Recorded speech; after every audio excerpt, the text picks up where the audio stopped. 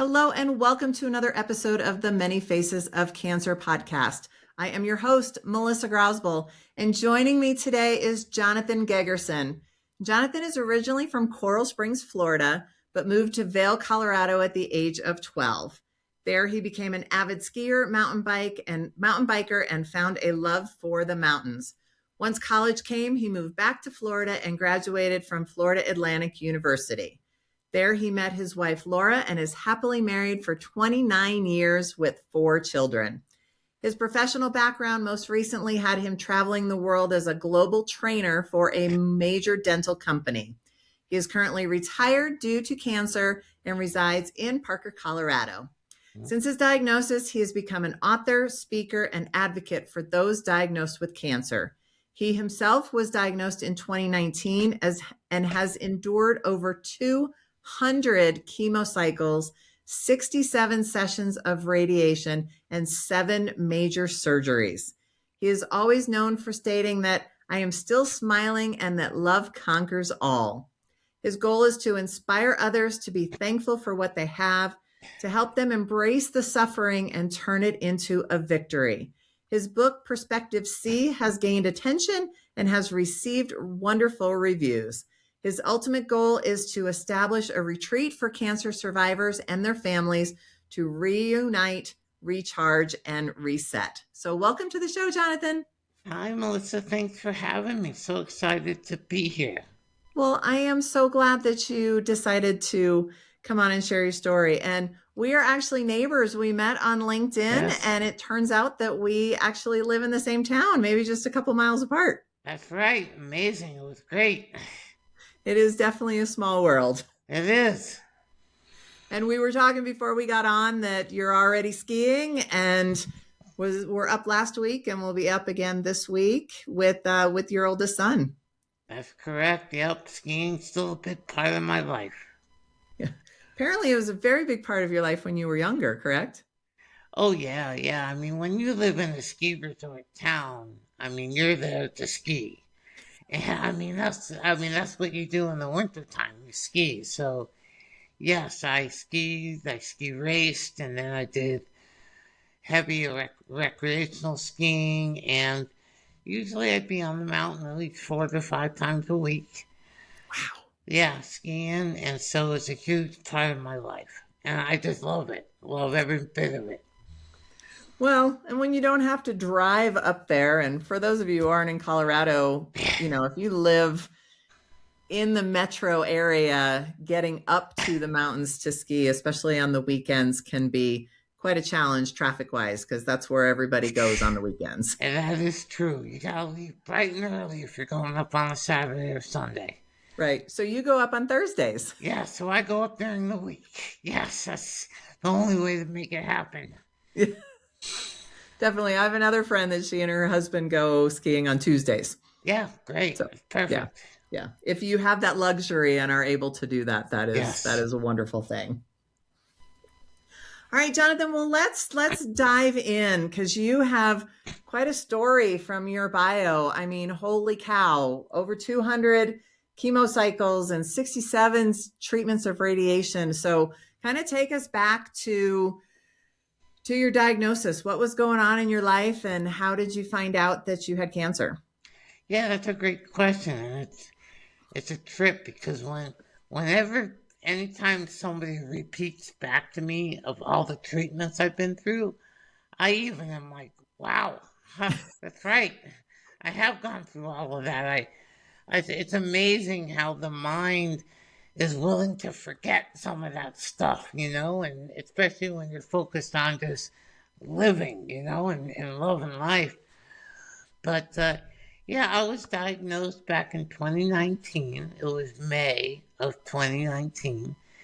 And I was a healthy individual. I've always been someone who focused on nutrition, exercising, non-smoker my whole life. I was even somebody who, when it came to alcoholic beverages, I limited myself to like 2 a week at the most. And so I was very, very active and in great shape. And you wouldn't think there'd be any reason that I should have cancer when you saw me. The way I discovered it was I was actually in Australia, and I was doing a training session for the dental company I work for our team in Australia. And I noticed a lump on the right-hand side of my neck. And at first, of course, I thought it was probably nothing, probably just a cyst or who knows what. But that when I get back to the United States, I'll go to my doctor and get it checked out. And I told my wife about it, and she's like, oh yeah, get it checked out. Well, when I went to my primary physician,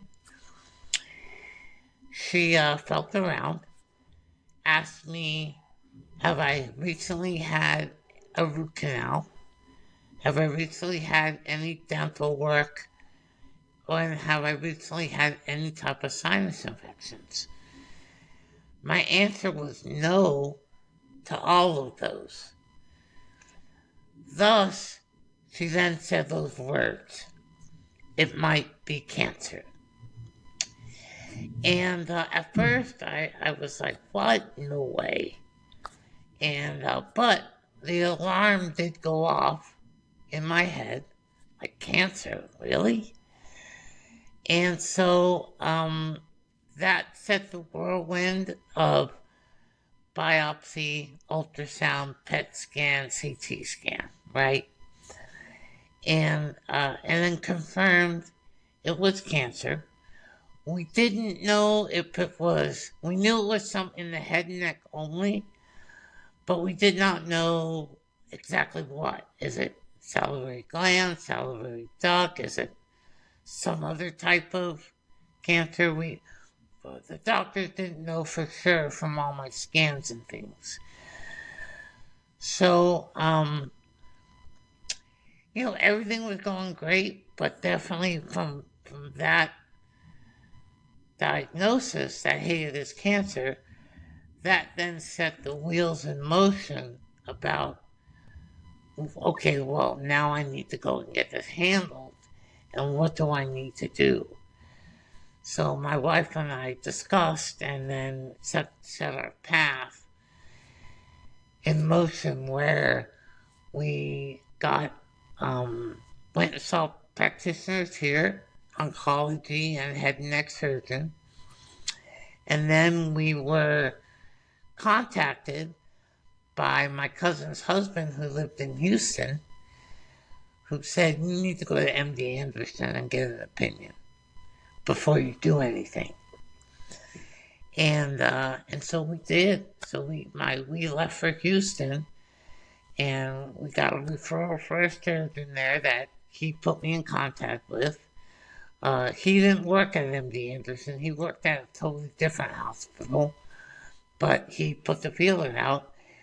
And next thing I knew, we found ourselves in Houston, meeting with the head and neck surgeon at MD Anderson, then oncology, then radiology, and getting the whole gambit of diagnosis and so forth.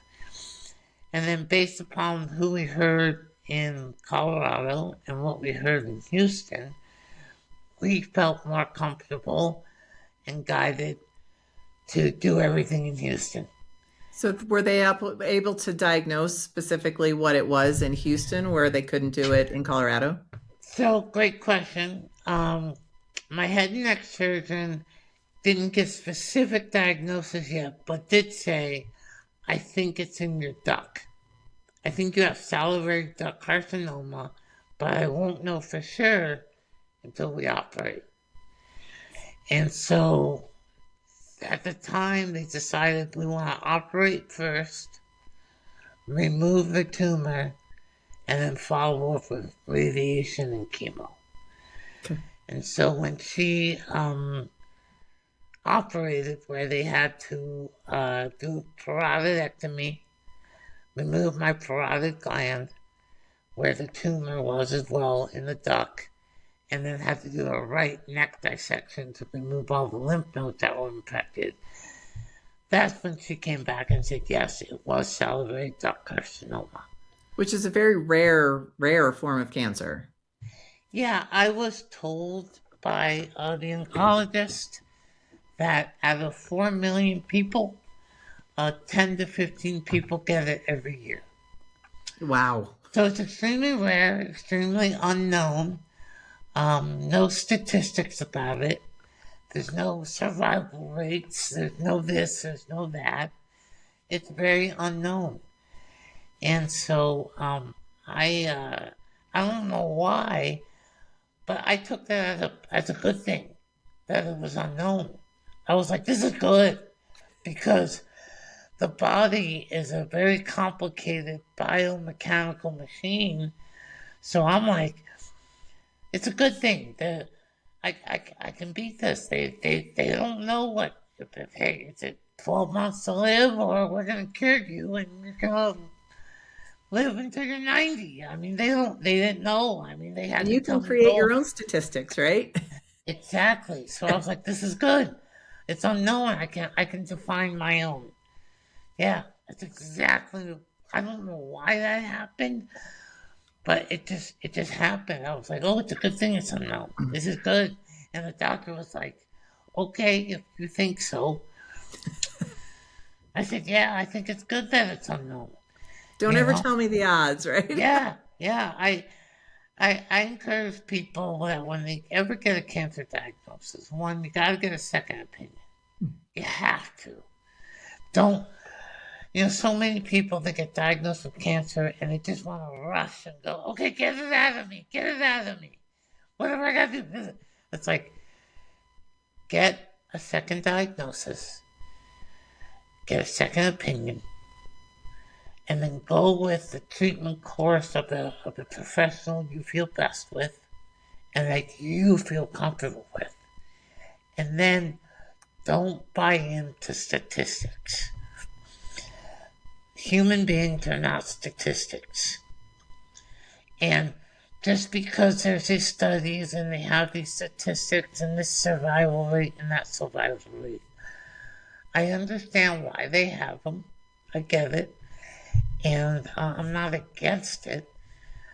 I just have decided because of this unknown, I'm like, the human body is not a statistic.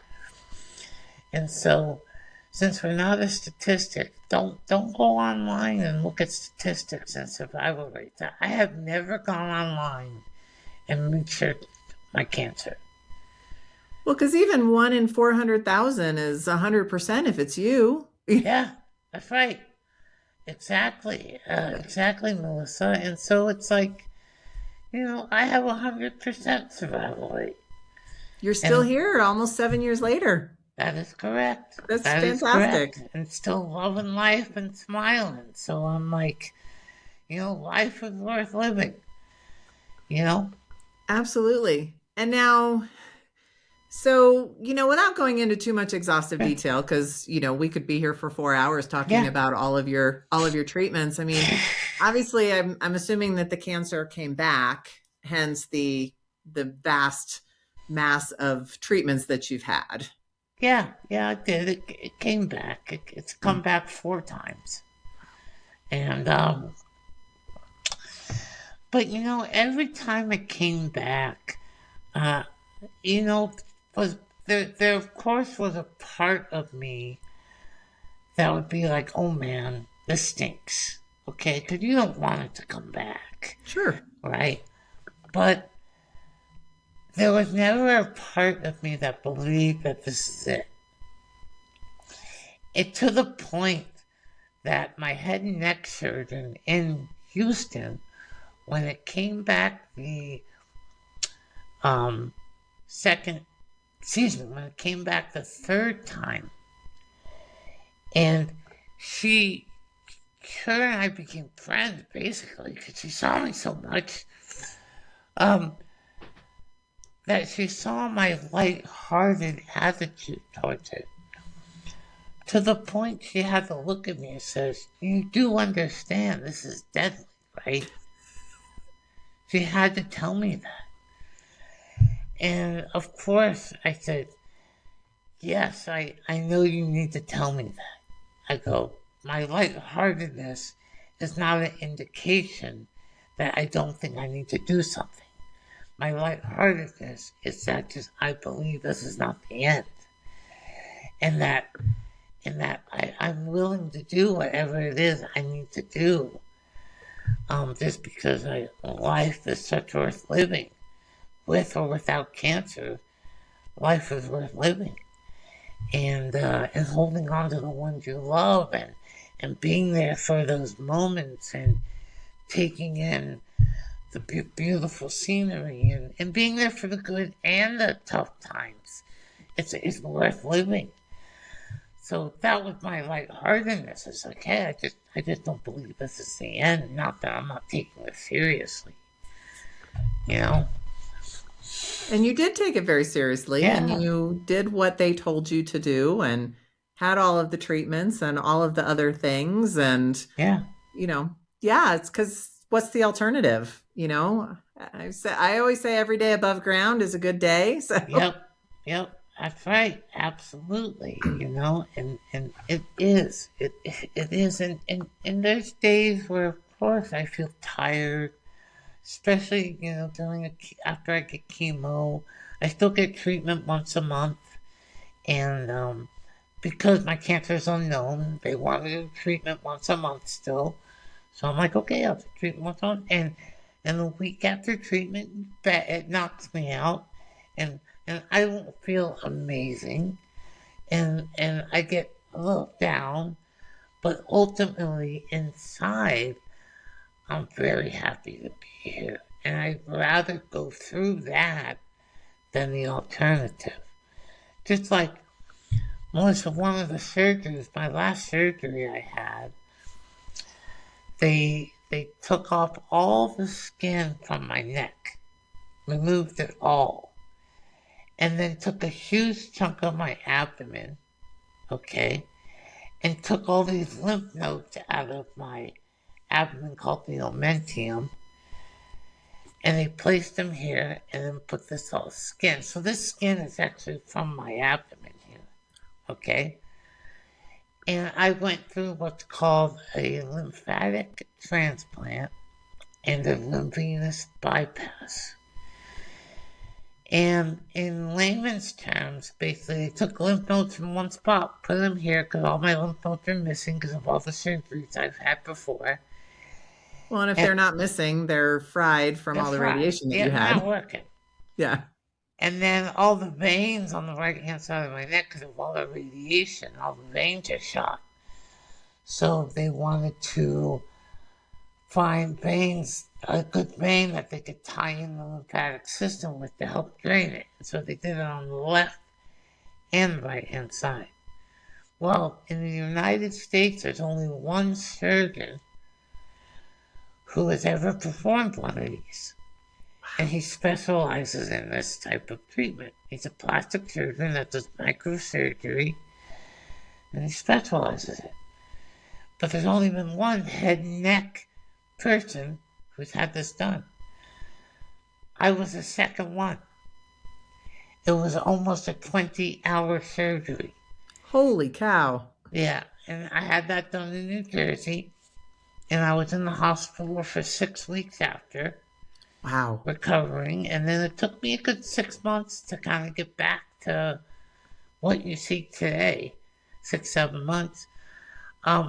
But again, I had to go down that road because of all the radiation and surgery and chemo and everything. My lymphatic system was causing so much swelling in the head and neck area, it was blocking my breathing. So I ended up in the ICU twice because I couldn't breathe. Hmm. And so the surgery was about opening up my airway to allow drainage to occur so that wouldn't happen. And so it was very successful in many, many ways. My tongue and my lips still get a little swollen, stay a little swollen, but nothing like they were. But that was a 20-hour surgery and the second person to ever get it done. But people ask me 20 hours, what was that like? I said, I was asleep. I Right. don't know. It was a really great nap. Yeah, I was out. When I woke up, I was like, what time is it? Oh my gosh, really? It's that late. Last thing I remember is showing up at the OR at 5 o'clock in the morning. You know? But again, it was like, did I have to do that surgery?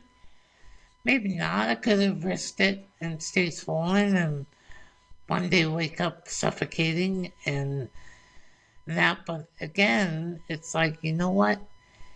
If it can help and life is worth living and gives me more time to hug my wife and be with my children and my brothers and everyone, then let's do it. Ugh. If we believe, and I felt comfortable with it myself, and so did my wife, we both were on board, as nervous as we were, but it was like, let's do it. So we did. And it was a success, which is Yeah, it fantastic. was, yeah, definitely. Things have improved greatly since that surgery in that sense. Okay. All right, well, let's shift gears a little bit. So Sure. you decided to write a book, Perspective C. So Yes. can you tell us what made you decide that you wanted to write a book, and tell us what the significance of Perspective C is as the title of your book? Yeah, so it's the title of the book is really Perspective C, the power of words, time, of love, and suffering. Okay? And it tells a little bit of my story of my cancer journey, but really it's a book of inspiring of what the power of words, time, and how to use the words, of what to say, what not to say, of how you can use your words to empower yourself to get through your treatments, um, the precious moment of time, and how time is so valuable, and not to lose time. Um, the power of love. Love conquers all, and all means all, not some. It means all.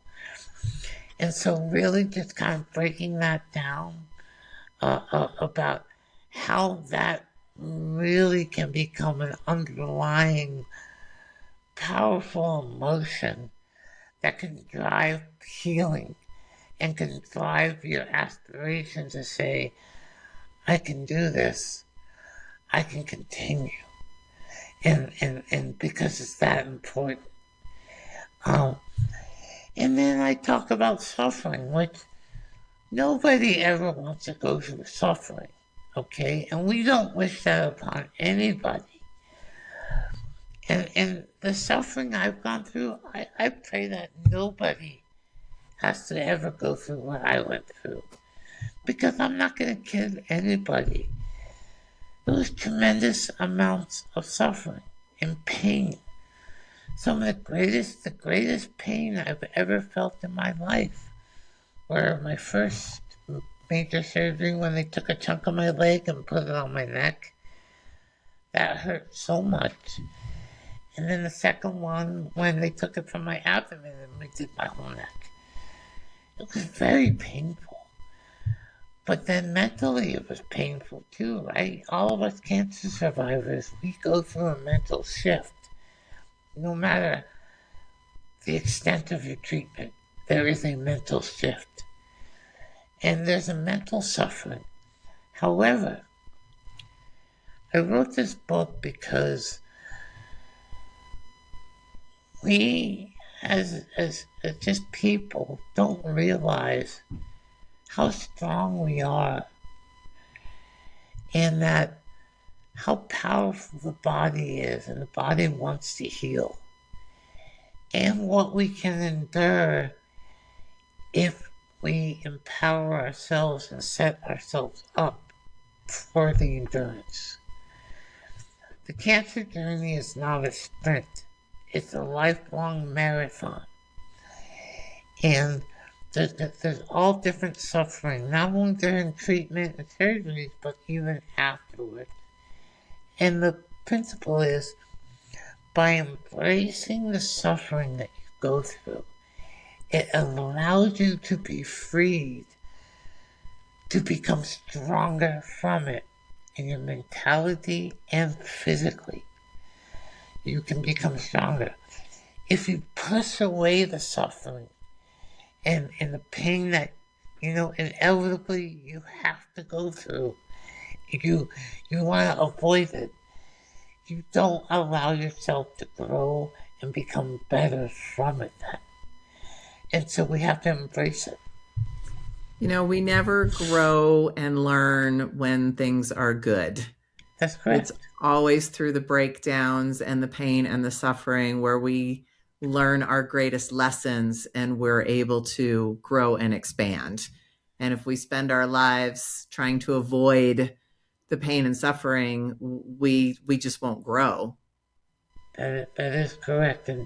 And there's all different levels of pain and suffering, right? Yep. And I will say what I used to think was pain and suffering. I look at that now and go, that was nothing. That was a walk in the park. Yeah, and that's also one of the reasons why I wrote the book. I wrote the book because I want to save lives. I want to help people. But also I want people to get into perspective. Like, the book is for everyone. Whether you're a cancer survivor, you're dealing with cancer, whether you know someone with cancer or a serious illness, or whether you don't. The book is for everyone because it helps put life into perspective. And it gives you real how-to about understanding the words time and love, and really understanding how I can use my words. And I wrote it to inspire people so that some people right now where they think, oh, this stinks, this is awful, oh my God, they'll read this book and they'll go, you know what, I need to handle what I need to handle, but it's not nearly as bad as I thought it was. And I'm okay with that. I'm okay with people looking at me, hearing my story, seeing and visualizing what Jonathan Gegerson has gone through. And I'm okay with them going, thank God I didn't have to do what he had to do. My life is easy. Thank God. And that makes me happy because I'm like, yeah, if what I went through makes your life better and your marriage better, your parenting better, just things better, awesome. That is great. That is what I would want. Well, and so basically this book is for everyone who has gone through cancer because all of us, at least at some point, say this stinks. Oh, yeah. And I say it probably almost every episode, and I'm sure people are sick of me hearing me say it, but cancer sucks. All right. There's no two ways about it. Going through it sucks. And life can be amazing on the other side. And as someone shared with me not too long ago, life can also be amazing through the journey because of everything that we learn and everything that we go through.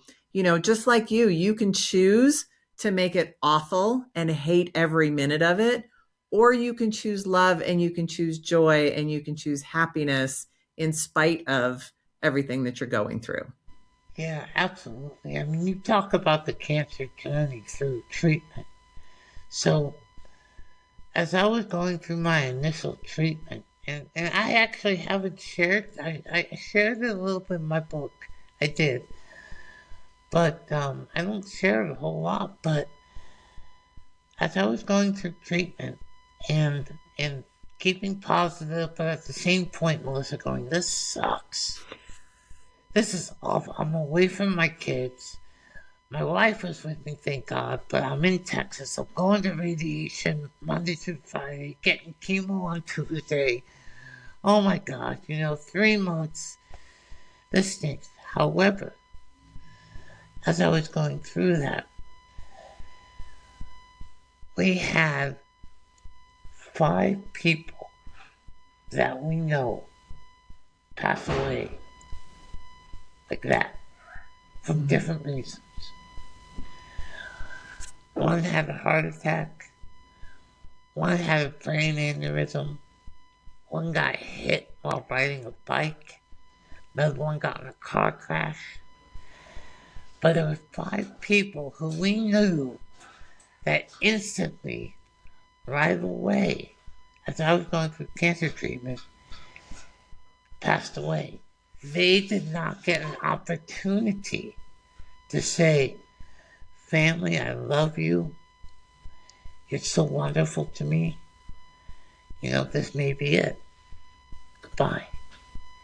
Perspective. I found myself, Melissa.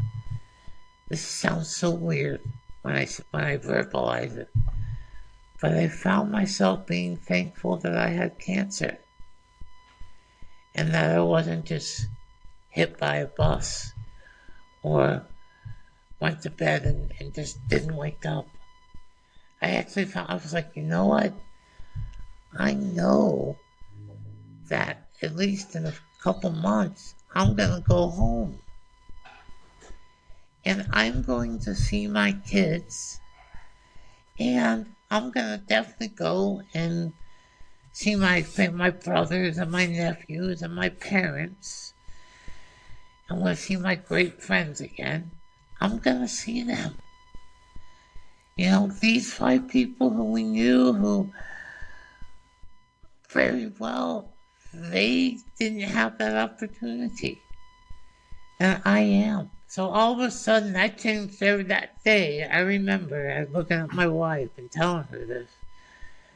That day changed everything for me. Because I was just like, you know what? Yeah, this stinks. But man, it could be so much worse. So much worse for me. So, yeah, the journey itself and going through treatment, it's amazing what all cancer survivors, they can gain from it if they choose to.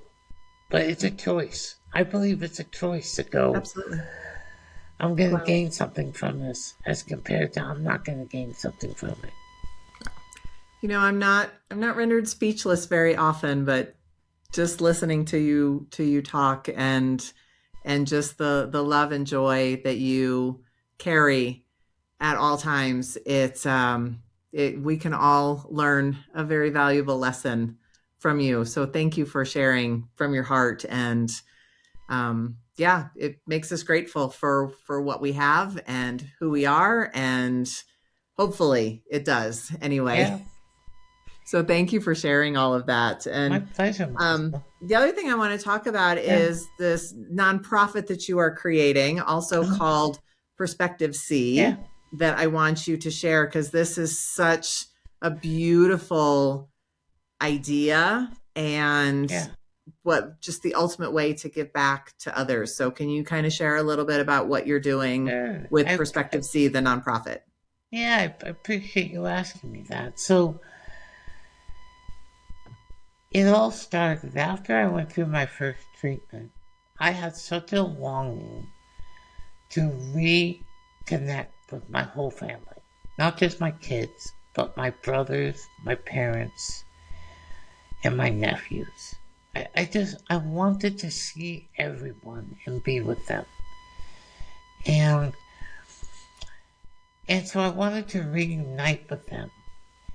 And when I did, after I healed up and everything, and I was able to see everybody, it was so energizing and uplifting for me that it helped me understand even further that, I am different than I was, but there's life, and this is awesome.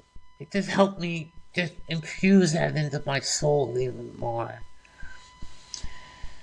So it was put on my heart that this needs to be made available for others. And my goal, my wife and I's goal, and it's huge. It's a huge goal. And it's do I believe it's going to happen? I do. I really do. And it's a lot of work, but it's worth it. We want to set up a retreat, ideally in the mountains of Colorado.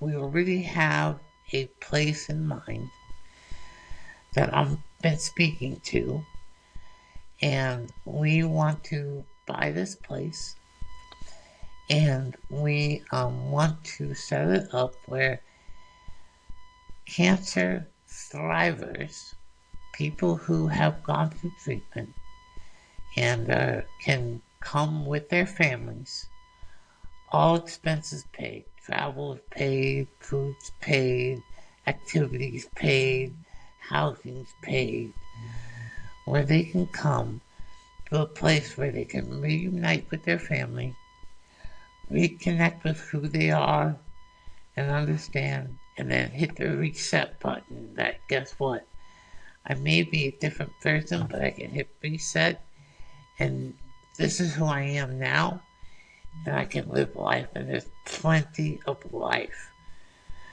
left, plenty of life for them.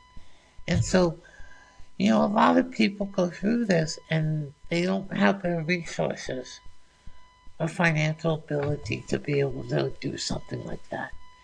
They don't have the ability to say, hey, I'm going to fly here and go be with my family. They don't have the financial resources, especially going through cancer. I mean, it can be very expensive, not just the treatment, but everything else that ends up happening, right? Yep. I mean, everything.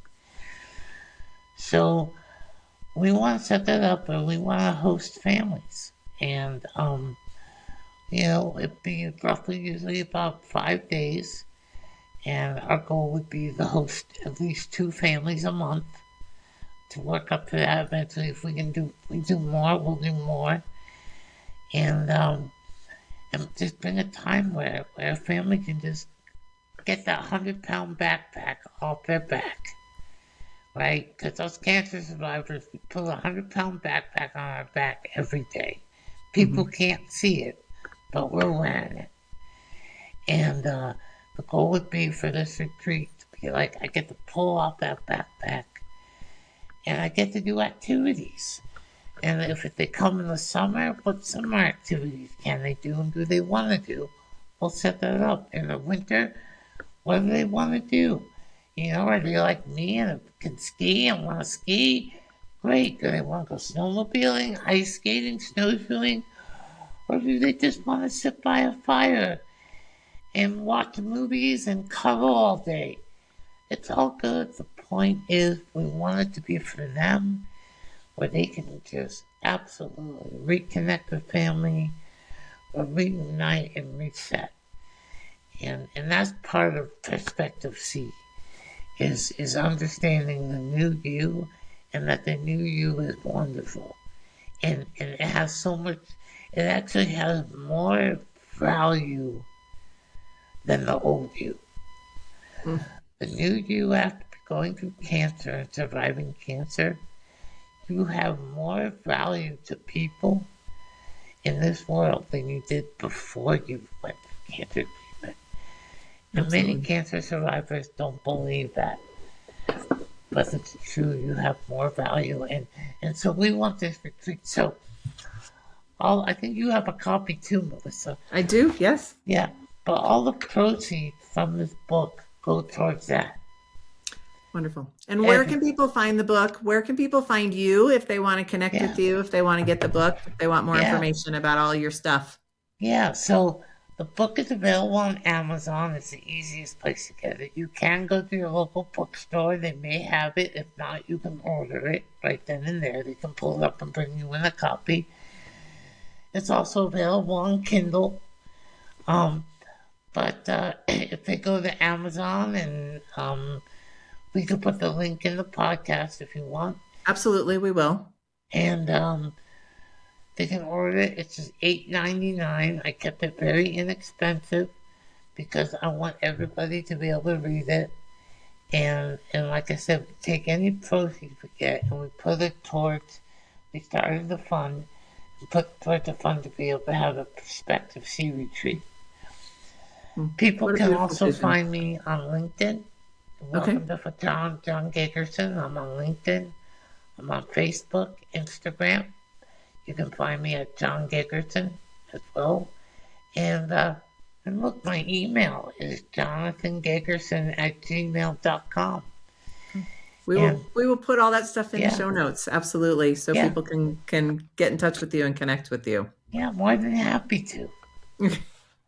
All right, well, Jonathan, and you kind of shared a little bit in the beginning, but I want to kind of go through it again, see if you have anything else. Sure. I asked this of all of my guests.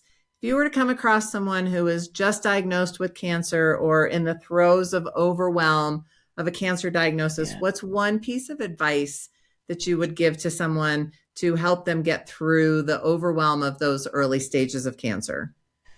Yeah, so my first thing is get a second opinion. Mm-hmm. You know, I know we always want to move quick and get it solved and get the problem solved. However, make sure you're really comfortable with the treatment path. And I always say it's okay to put the brakes on a little bit to get a second opinion. Okay? 2, I want to highly recommend, and I do talk about this in my book, one of the first things you can do when you get a cancer diagnosis, and this is the power of words, you can accept the diagnosis, but at the same point, you can bind it at the same time. And what I mean by bind, I mean by taking that negative thought, capturing it, and gluing it somewhere to a wall and leaving it there. So if you picture it, take super glue and mentally take super glue to this negative cancer thought, glue it somewhere and leave it there, and then just focus on, okay, I'm going down to treatment, I'm going to be okay, everything's going to be great, because as soon as you allow that first negative thought to come in, you're going to have more and more and more and more negative thoughts that creeping in.